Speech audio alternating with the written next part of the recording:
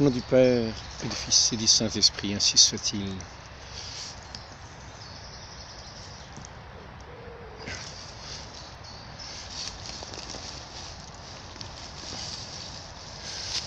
Donc, aujourd'hui, en ces temps-ci, je voudrais continuer un petit peu un sujet abordé assez récemment, ces derniers jours. C'est un sujet très actuel. Parce qu'il s'agit en proprement parler de ce qui s'appelle presque, on pourrait dire, la nature de Satan. C'est-à-dire cette haine qu'il a de Dieu, cette haine qu'il a de la vérité, cette haine qu'il a de la vie véritable. Lui qui a cette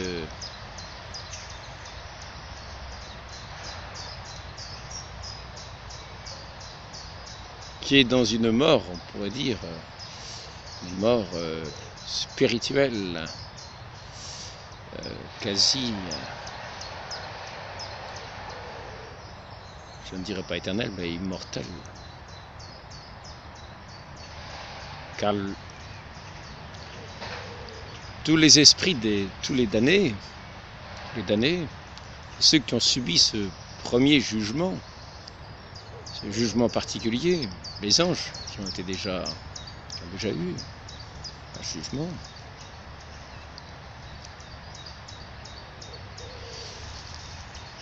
sont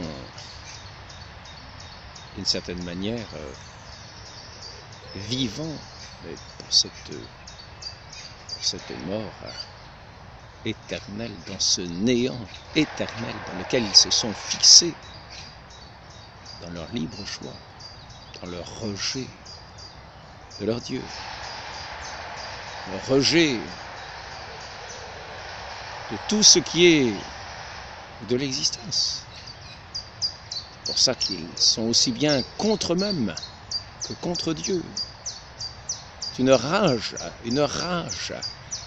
folle contre leur existence même. Un déchaînement impuissant. On pourrait dire qu'ils souhaiteraient la mort. Ils souhaiteraient la mort sans jamais la voir. Ils combattent contre tout ce qu'il y a de vivant en eux, sans jamais pouvoir le démolir. Ils sont consumés dans un feu éternel, qui ne s'éteint jamais.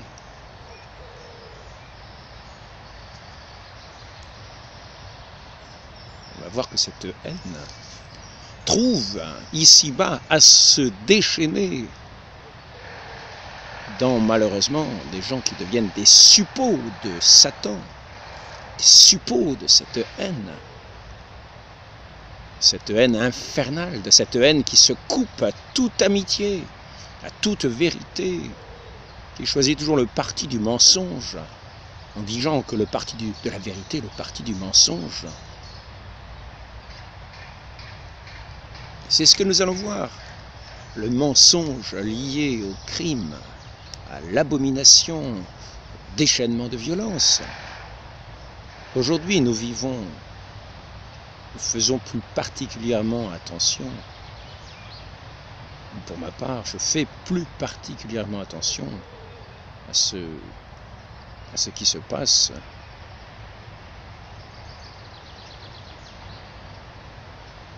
dans ce qui est, pourrait-on dire, le monde russe. Le monde russe. Le monde russe qui a été, justement, par ce parti de Satan, par cette haine infernale, attaqué pratiquement en son cœur, puisque nous voyons que c'est sur le lieu même de sa naissance que ce monde russe est attaqué, c'est-à-dire la naissance de ce monde russe, c'est pratiquement cette ville de Kiev. Et c'est justement là qu'est attaqué ce monde russe, l'âme de ce monde russe. C'est là qu'est attaquée l'âme de ce monde russe par celui qui a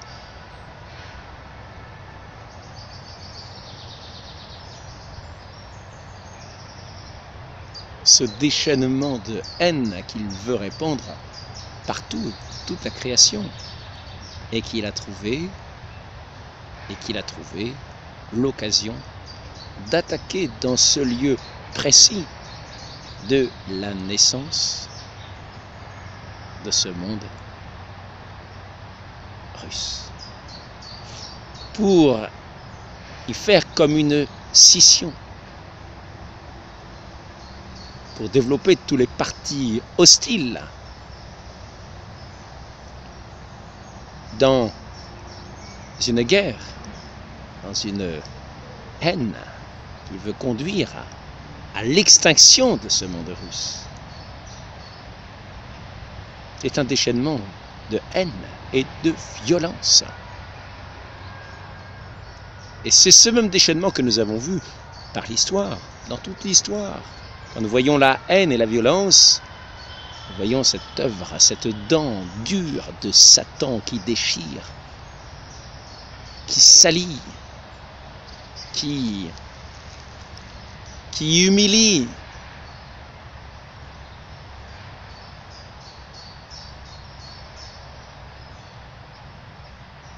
Effectivement.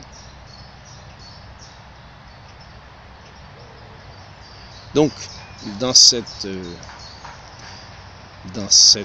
guerre que nous voyons en ce moment, nous voyons que la scission a commencé à être instaurée par ce qu'on appelle une révolution.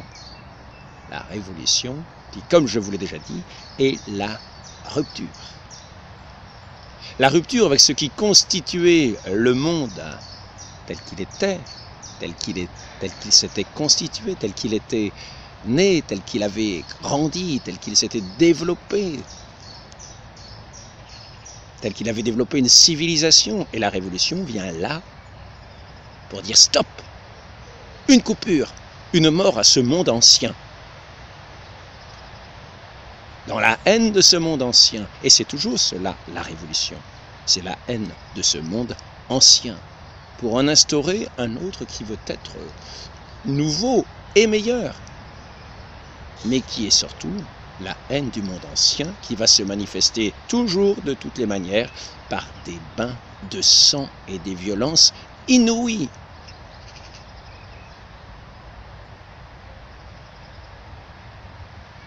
Qui ont pour motif, pour fond, une haine véritable qui apparaît dans l'expression de ceux qui commettent ces crimes.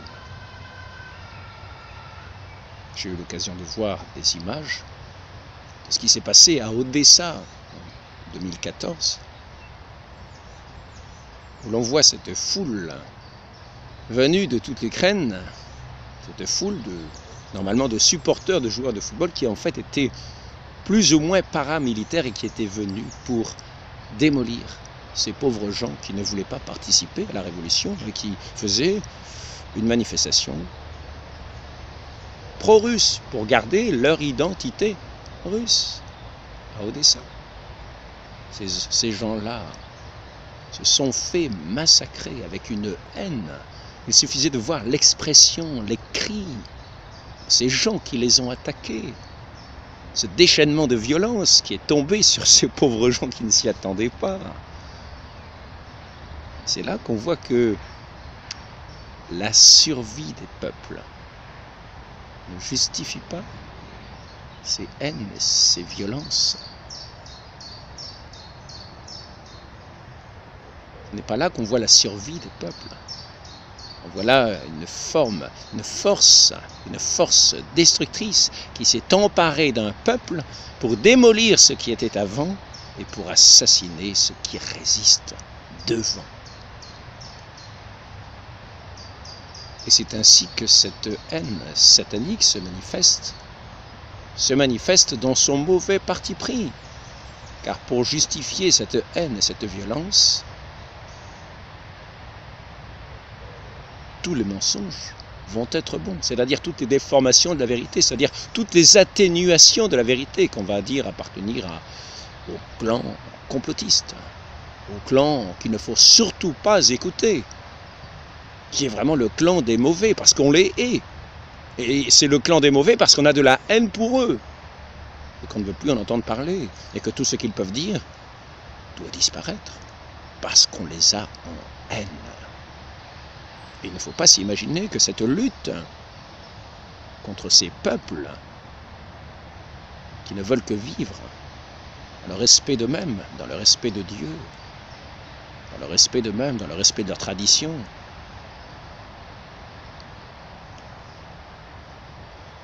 il ne faut pas croire que cette haine contre ces peuples, contre le respect de ces peuples, s'arrête simplement là. C'est ce même déchaînement, cette même surdité que nous avons pu voir à l'encontre du Christ, de notre Seigneur Jésus-Christ, que l'on a bafoué, au lieu de lui rendre la couronne de gloire, que nous aurions dû lui rendre en tant que Dieu, et avons mis cette couronne d'épines enfoncée sur sa tête, dans un mépris de lui-même, dans cette haine, dans cette moquerie.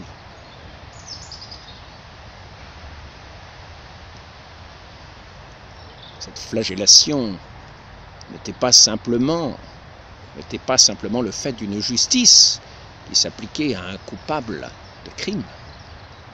Elle s'appliquait déjà à un innocent qu'on n'a pas voulu écouter. Et les coups qui tombaient sur lui n'étaient pas simplement des coups réglementaires, mais c'était des coups déchaînés de cette haine, de ce mépris. Cette haine des suppôts de Satan.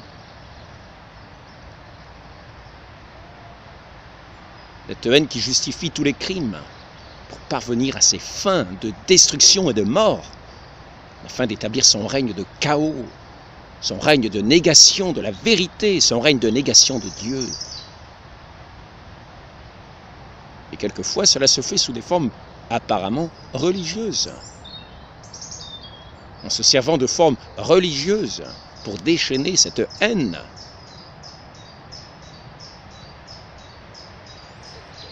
Entre ceux qui ne prétendent qu'à la vie,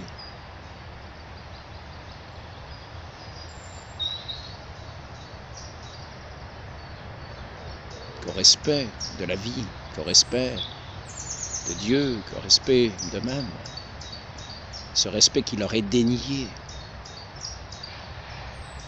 parce qu'il représente justement ce qui est la vie. Que cette haine s'attaque à ce qui est la vie. La vie dans d'autres, sous d'autres formes. Je ne parle pas ici des hérésies, mais de ce mensonge, qui est une autre forme de la haine, car c'est le mensonge et le mépris de la vérité. Et un combat de ce qui est la vérité. Cette haine se déchaîne dans ses ruses, dans ses malices sournoises, plus ou moins, quelquefois ouvertes, pour combattre tout ce qui est de la vérité. Ainsi, la haine prend différentes formes. Et elle prend souvent la forme du mensonge agressif, du mensonge qui se veut vengeur. Mais vengeur de quoi? Vengeur de ce qui est la vie, et de ceux dont il devrait rendre grâce, qui le fait être. L'hérésie, souvent, est cette haine déguisée, cet orgueil fin qui s'est emparé de la personne contre son Dieu, contre la reconnaissance et l'amour de son Dieu.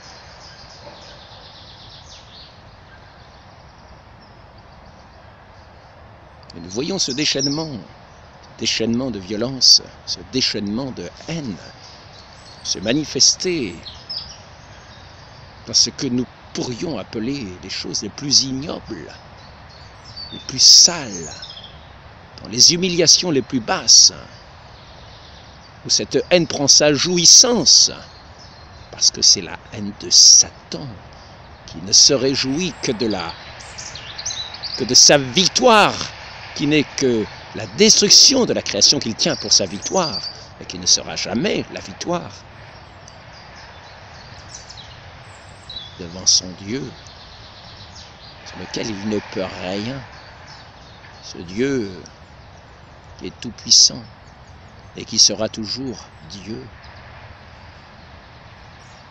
dans son être, dans sa vie, dans sa gloire, ce qui est insupportable au regard de Satan, qui ne peut que détourner ses yeux de cet être divin, de cet être de lumière, de cet être d'amour. Il ne peut que détourner les yeux et combattre tout ce qui a rapport à lui. C'est ce que nous voyons dans ces déchaînements de guerre, de gens qui ne respectent pas les traités qu'ils ont signés, ne respectent pas les peuples. Ces traités sont censés protéger. Ils ne respectent rien du tout, ni leurs paroles, ni Dieu.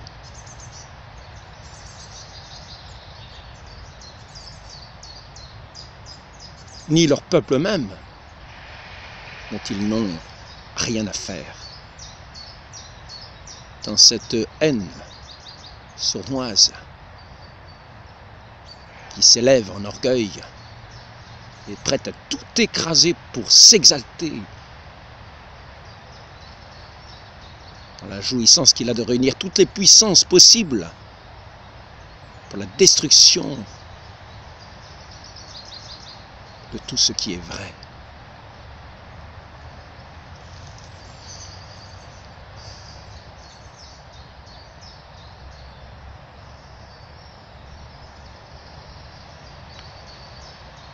Je fais paraître une vidéo de quelqu'un qui essaie de chercher la vérité, de défendre la vérité. Il l'essaye avec le regard qu'il a. Lui qui n'a pas le regard de Dieu ne peut malheureusement pas voir les choses de Dieu. Mais néanmoins, s'il s'applique déjà à percevoir les choses de la vérité dans l'histoire, dans les faits, c'est déjà un mérite, un certain mérite. Les gens qui font de telles recherches, la vérité dans l'histoire, ne peuvent en être que remerciés. Ainsi, j'ai eu l'occasion, et je les mettrai aussi en ligne, de voir des vidéos. On voit des soldats ukrainiens passer à tabac jusqu'au sang dans un parking, lieu sordide, plusieurs civils, plusieurs hommes. Je n'ai pas vu de femmes, plusieurs hommes civils, à genoux, frappés à la tête, frappés mis par terre, auxquels l'on liait dans le dos les mains avec un ruban blanc, de ces rubans que l'on a trouvés sur des morts dans cette ville sinistre de Boucha. Ces gens étaient frappés jusqu'au sang, à la tête, sur toutes les parties du corps. Ils étaient humiliés, puisqu'on en voit un qui est photographié par ces soldats ukrainiens lui-même, alors qu'il a été dénudé. Et qu'on voit un soldat ukrainien qui le filme dans cette espèce de jouissance de l'humiliation. On a retrouvé aussi des morts près de rations alimentaires russes, de civils morts près de rations alimentaires données par des Russes comme aide alimentaire, comme les Russes donnent des aides alimentaires aux gens. Et comme ces gens-là avaient été aidés par des Russes, et qu'il y a toute une partie de ce peuple qui a cette haine de tout ce qui est russe, les voisins les ont dénoncés. Ces gens ont été trouvés morts près des rations alimentaires russes parce qu'ils ont été aidés par des Russes. Une dame avait reçu des rations alimentaires par des Russes. Et 1 heure après, sa maison était bombardée. Non pas par des Russes. C'est qu'il y a des voisins qui savent dénoncer ceux qui sont pro-russes. Ceux qui savent dénoncer le parti russe, parce que nous sommes en Ukraine, et qu'en Ukraine, 40% des gens parlent russe. Et que la révolution qui s'est faite avec un parti ultranationaliste qui ne comprend qu'une partie de la population qui s'est montée contre l'autre. Et c'est ici que nous voyons l'œuvre de Satan, l'œuvre de la division. Il est vrai que ce pays a été constitué de façon factice, par des intérêts particuliers qui n'ont pas tenu compte des peuples, qui n'ont pas tenu compte de la vérité ou du respect des peuples, mais qui ont voulu arranger leurs affaires de façon un peu trop diplomatique et pas assez véritable, car la vraie diplomatie, c'est vraiment le respect des peuples. Et je n'en connais pas d'autres. Après cela, quand nous avons le respect des peuples, il y a un deuxième devoir pour ceux qui connaissent la vérité tout entière. C'est d'annoncer la vérité tout entière à ces peuples. Et c'est là le véritable respect. Et cela s'appelle l'évangélisation qui se fait jusqu'au martyre, jusqu'au don de soi pour ceux qu'on aime. Cela ne consiste pas à avoir de la haine pour ces autres peuples et aller les martyriser, aller les tuer parce qu'ils ont reçu des rations alimentaires, parce qu'ils n'avaient rien à manger. Il faut savoir que la haine est capable de tous les mensonges. Que tous les mensonges, en gros, cette malice intérieure, cette haine qui combat et la vérité et la vie. Il nous faut donc combattre le mensonge. Et on dira, ah oui, le camp du mensonge, en parlant de la vérité, le camp du mensonge. On dira, il ne faut pas écouter le camp du mensonge, car quand on a en haine la vérité, on dira que la vérité c'est le mensonge et qu'il ne faut surtout pas l'écouter, mais le combattre. Et que cela peut se justifier par les actions les plus abominables, sur lesquelles d'ailleurs on fermera les yeux, pour entraîner à sa suite tous ceux qu'on aura pu tromper dans ce combat ignoble et infâme. Ainsi donc, il nous faut non pas, voyons, cette même action, ce même mouvement, une sorte de suppôt qui semble sorti tout droit de l'enfer dans toutes les révolutions. La révolution est le propre de Satan. Et cela n'a rien à voir avec l'évangélisation, qui comprend le respect des peuples et qui comprend, après le respect des peuples, l'annonce au peuple de la vérité tout entière, c'est-à-dire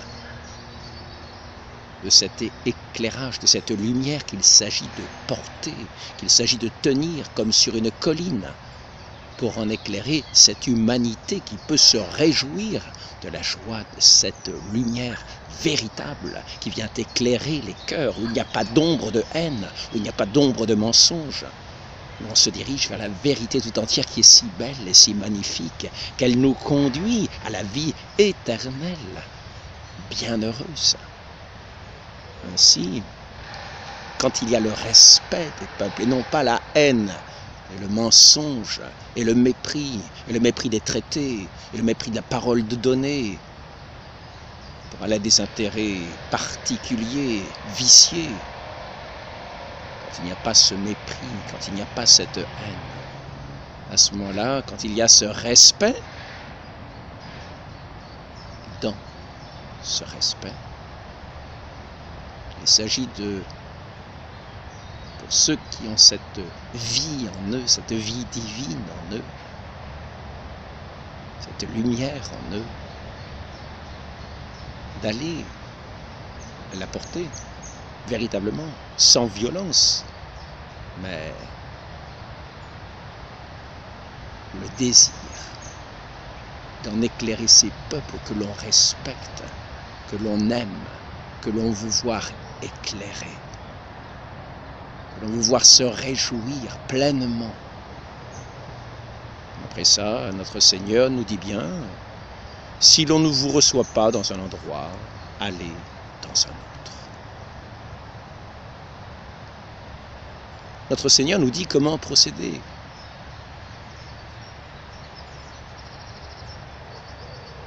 Nous avons donc deux mondes différents. Ce monde de mensonges sournois, de crimes, de mort, de haine, devant lequel quelquefois il faut savoir s'opposer, mais non pas dans un esprit semblable.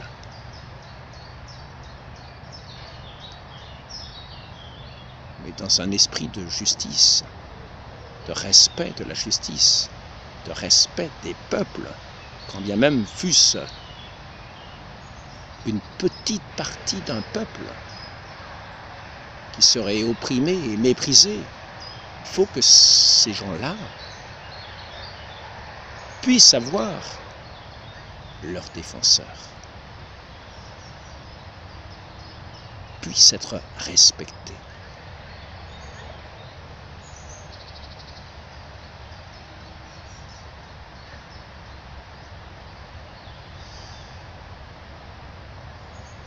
Il ne s'agit pas d'aller faire la cour aux grands, d'aller faire la cour aux puissants. Non, il s'agit d'annoncer l'évangile à toute créature,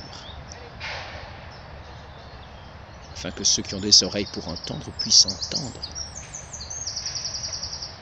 Si l'on est rejeté par les puissants, si l'on est rejeté par les grands,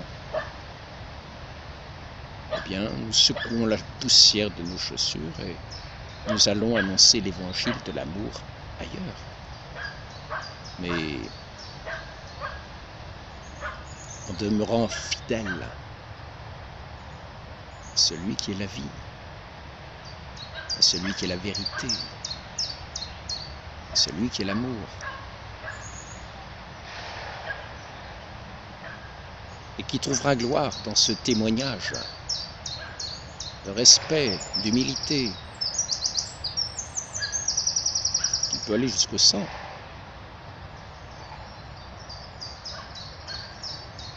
Qu'est-ce que Dieu regarde sur cette terre? Sinon un homme qui se bat pour la justice, pour le témoignage de sa gloire, pour demeurer dans son amour, pour établir sur cette terre son règne, non pas pour plaire aux puissants, non pas les gens qui se complaisent dans le mensonge, dans des empires de mensonges, dans des empires financiers, dans des richesses qui sont le crottin de Satan.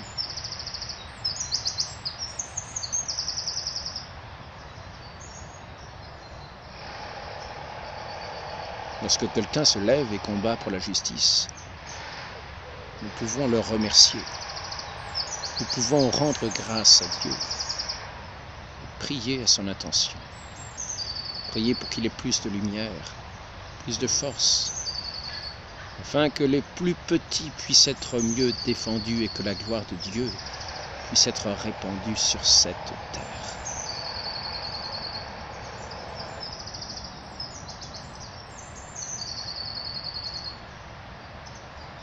Et que ne triomphe pas le règne abominable de Satan. Mais comme doux enfants de cette mère si douce qu'est la très sainte Vierge, nous restions dans cette douceur et de cette fidélité de la vérité, même si elle doit essuyer bien des larmes dans ce monde d'alarme, mais qui est appelé à la joie véritable. ainsi soit-il. Au nom du Père et du Fils et du Saint-Esprit, ainsi soit-il.